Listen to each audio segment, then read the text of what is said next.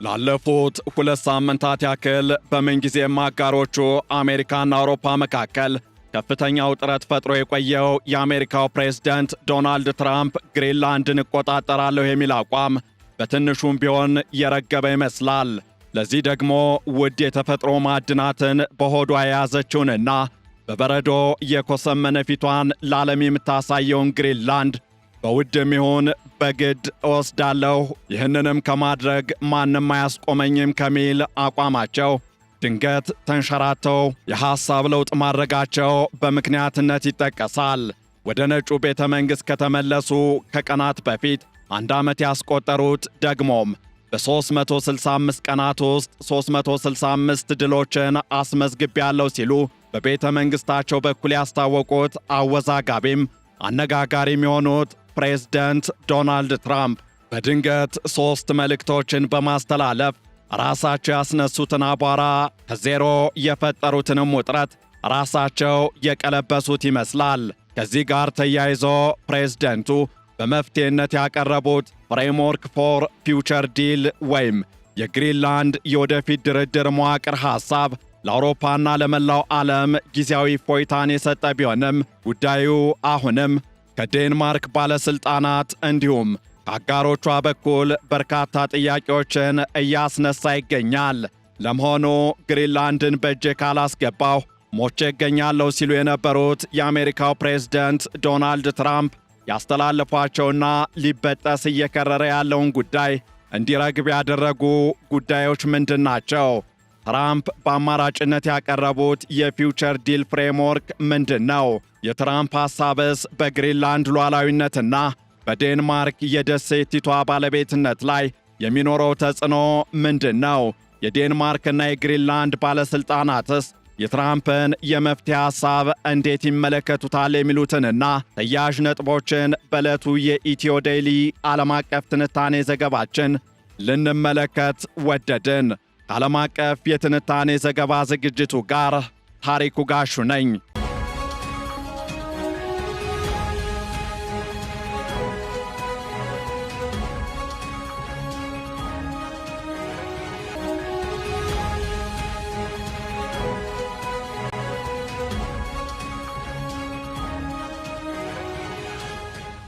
የዓለምን ነባራዊ አሰራሮችና የዲፕሎማሲ እይታዎች ባልተለመደ መልኩ እያናጉ በፈለጋቸው መንገድ ለመሾር በርካታ ተግባራትን ያከናወኑት ብዙ ያልተጠበቁ ውሳኔዎችን እየወሰኑ ከዓመት በላይ ያስቆጠሩት ፕሬዝዳንት ዶናልድ ትራምፕ ከ3000 በላይ ዲፕሎማቶች፣ ከፍተኛ ባለሥልጣናት እንዲሁም የተለያዩ ሀገራት መሪዎች በተገኙበት የዓለም የምጣኔ ሀብት ፎረም ወይም ወርልድ ኢኮኖሚክ ፎረም መድረክ ላይ ከግሪንላንድ ጋር ተያይዞ 3 ዋና ዋና ነጥቦችን አንስተዋል። ትራምፕ 57,000 ሕዝብ የሚኖርባትንና የኔቶ አባል ሀገር በሆነችው ዴንማርክ የምትተዳደረው ግሪንላንድ በላይዋ ላይ በተከመረው በረዶ የኮሰመነውን ፊተ ገጿን ሳይሆን 36 ሚሊዮን ቶን በሚገመት ብርቅዬ ማዕድን ያሸበረቀው ከርሰ ምድሯ አማሏቸዋልና በብሔራዊ ደህንነት ሰበብ እጠቀልላታለሁ ማለታቸው ለግሪንላንድና ለዴንማርክ ብቻ ሳይሆን ለመላው አውሮፓም የጎን ውጋት ሆኖ ላለፉት 2 ሳምንታት ቆይቷል። በተለይም ፕሬዝደንቱ የመጣው ይምጣ እንጂ የምድሪቷ ትልቅ ደሴት የሆነችው ግሪንላንድን ዘ ኢዚ ዌይ ኦር ዘ ሃርድ ዌይ ወይም በሰላም ካልሆነም ደግሞ በኃይል እጠቀልላታለሁ ማለታቸው የሰሜን አትላንቲክ ጦር ቃል ኪዳንን ማለትም የደሴቲቷ ባለቤት የሆነችው ዴንማርክም እጠቀልላታለሁ ባይዋ አሜሪካም አባል የሆኑበትን ኔቶንም አስጨንቆ ቆይቷል። ከኑክ እስከ ኮፐንሃገን፣ ከፓሪስ እስከ ብራሰልስ፣ ከሮም እስከ ለንደን ለምክክር ያስቀመጠ ለመፍትሄም ድንገተኛና አስቸኳይ ስብሰባን ያስጠራ ጉዳይ ሆኖም ዘልቋል። ሆኖም ይህንን መሰል ከፍተኛ ውጥረት ፈጥሮ የሰነበተው የደሴቲቷ ጉዳይ በተወሰነ መልኩም ቢሆን የረገበው ትላንት ውጥረቱን የፈጠሩት ኮትኩተውም ያሳደጉት ራሳቸው ፕሬዝዳንት ዶናልድ ትራምፕ ባስተላለፏቸው 3 መልእክቶች ሆኗል። ትራምፕ በዳቮስ እየተካሄደ ባለው የዓለም የምጣኔ ሀብት ፎረም ላይ በበርካታ ጉዳዮች ላይ ከ1 ሰዓት በላይ የፈጀ ንግግር ያደረጉ ሲሆን ደሴቲቷን አስመልክቶ ያደረጉት ንግግር እኔ ግሪንላንድን ለመቆጣጠር ኃይል ወይም ወታደራዊ አማራጭን አልጠቀምም ሲሉ ገልጸውበታል። ይህ ንግግር ራሳቸው ፕሬዝደንት ዶናልድ ትራምፕ በፈጠሩት ውጥረት ጭንቀት ውስጥ ለወደቀችው ግሪንላንድም ይሁን ሉዓላዊ ግዛቴን አሳልፌ አልሰጥም እያለች ለምትገኘው ዴንማርክ እንዲሁም ለመላው አውሮፓውያንም ሸክምን ያቀለለ የመጀመሪያው ነጥብ ሆኗል። ለምን ቢባል ደግሞ ትራምፕ ቀደም ሲል አጭርና ግልጽ በሆነ ቋንቋ ደሴቲቷ በሰላም አለያም በኃይል ትወሰዳለች ማለታቸውን ተከትሎ በግሪንላንዳውያንና በዴንማርክ እንዲሁም በአውሮፓ ኅብረትና በኔቶ ላይ ከፍተኛ ስጋትን ፈጥሮ ቆይቷል።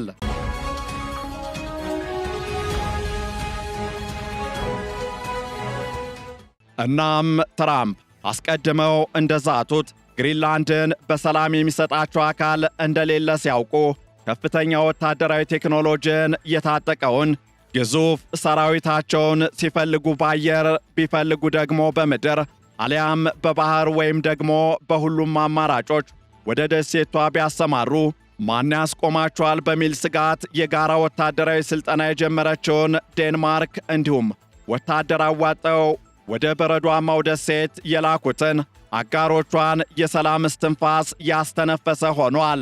ትራምፕ ግን በዚህ ብቻ አላበቁም። እንዲህ ሲሉም ደገሙ። ከመጪው የአውሮፓውያኑ ፌብርዋሪ 1 ጀምሮ በ8 ሀገራት ላይ የ10 በመቶ ተጨማሪ ቅጣት እንዲሁም አገራቱ ግሪንላንድን አሜሪካ እንድትቆጣጠራት የማይፈቅዱ ከሆነ የ25 በመቶ ታሪፍ ጭማሪ ያደርግባቸዋለሁ ያልኩትንም ትቼዋለሁ። ይህ መልእክት ትራምፕ ያስተላለፉት ሁለተኛውና ሌላው ውጥረቱን ያረገበ ጉዳይ ሲሆን ለምን ግሪንላንድን እወራለሁ ስል ትቃወማላችሁ ባሏቸው 8 የአውሮፓ ሀገራት ላይ ከፍተኛ ጫናን የሚፈጥር ብሎም በመላው አውሮፓና አሜሪካ መካከል የንግድ ጦርነት እንዲቀጣጠል በማድረግ ጉዳዩ ከቀጠለም የ25 በመቶ የታሪፍ በትር ያርፍባችኋልና ጀርባችሁን ለዚሁ አመቻቹ ተብለው በትራምፕ ቀን የተቆጠረላቸው የአውሮፓ ሀገራት እነርሱም የአጸፋዊ እርምጃ ካርዳቸውን ከአሜሪካ የሚመጡ ምርቶችን አለመግዛት በሚያስችለውና አህጉር አቀፍ ጫና መፍጠር የሚያስችለውን የንግድ ባዙቃ ተግባራዊ ከማድረግና አሜሪካን ከ90 ቢሊዮን ዩሮ በላይ ገቢ እንዳታጣ አውሮፓም ዜጎቿ በዋጋ ውድነት እንዳይመቱ የሚያደርግ በመሆኑ ውሳኔውን ሁሉም በታላቅ ደስታና አዎንታ ተመልክቶታል።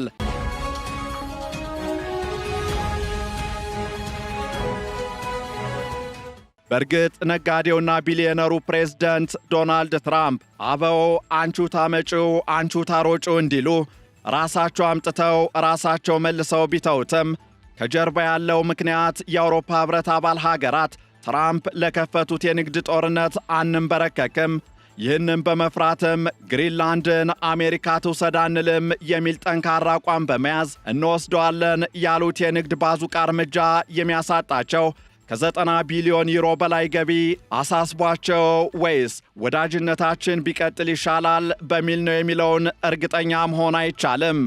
ሆኖም ትራምፕ ሁሉንም ከትርፍ አንጻር ብዙ ጊዜ የሚያሰሉና የሚወስኑ ናቸውና ከዚህ ቀደም አካሄዳቸው በመነሳት ይህንን መሰሉን ውሳኔ የወሰኑት የንግድ ጦርነቱ ከሚያስገኝላቸው ትርፍ ይልቅ የሚያመጣባቸውን ከፍተኛ ጫና እንዲሁም ኪሳራ ከግምት ውስጥ በማስገባት ሊሆን እንደሚችል ይታሰባል። ምክንያታቸው ምንም ይሁን ምን ይህ የትራምፕ ውሳኔ በአውሮፓ ምድር ከ2 ሳምንት የጭንቀትና የውጥረት ጊዜ በኋላ እፎይታ የሰጠ ጉዳይ ሆኗል። ፕሬዝደንቱ ያነሱትና ምናልባትም አሁንም የጥርጣሬ ደመናን እንዳዘለ የሚገኘው ሦስተኛው ጉዳይ በዳቮስ ስዊዘርላንድ ትራምፕ ያስተላለፉት መልእክት የግሪንላንድንና የአሜሪካን እንዲሁም የዴንማርክንና የአሜሪካን ከዚያም አልፎ የአውሮፓንና የአሜሪካን አሁናዊ ውጥረት በትንሹም ቢሆን የሚያረግብ ግን እንቆቅልሹን ለመፍታት ሌላ አማራጭ መጠቀምን የሚያመላክት ሆኖም ተገኝቷል። ይኸው ትራምፕ ያቀረቡት ሦስተኛውና ወሳኙ ነጥብ ደግሞ ፍሬምወርክ ፎር ፊውቸር ዲል ወይም የግሪንላንድ የወደፊት ድርድር መዋቅር የተሰኘ ሆኗል።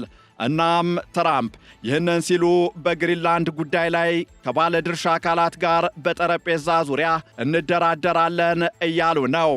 ከዚህ ጋር በተያያዘም የአሜሪካም የአውሮፓውያንም የጋራ ወታደራዊ ጥምረት የሆነውን ከሰሜን አትላንቲክ ጦር ቃል ኪዳን ዋና ጸሐፊ ከሆኑት ማርክ ሩት ጋር በዚሁ ጉዳይ ላይ መነጋገራቸውንም ፕሬዝደንቱ ገልጸዋል።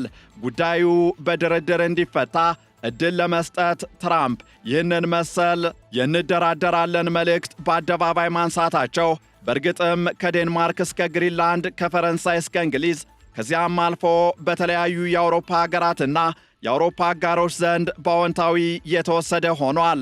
ሆኖም 2,166,086 ኪሎ ሜትር ስኩዌር ስፋት ያላትንና የውድ ማዕድናት መገኛ የሆነችው ግሪንላንድ ቀጣይ ዕጣ ፈንታ ምን ሊሆን ይችላል በሚለው ላይ ትራምፕ ጠረጴዛ ላይ ነው ያሉት። ፍሬምወርክ ፎር ፊውቸር ዲል የተሰኘው የትራምፕ የመፍትሄ ሐሳብ የያዘው ነገር ምንድነው የሚለው ግን እስካሁን በግልጽ አልታወቀም።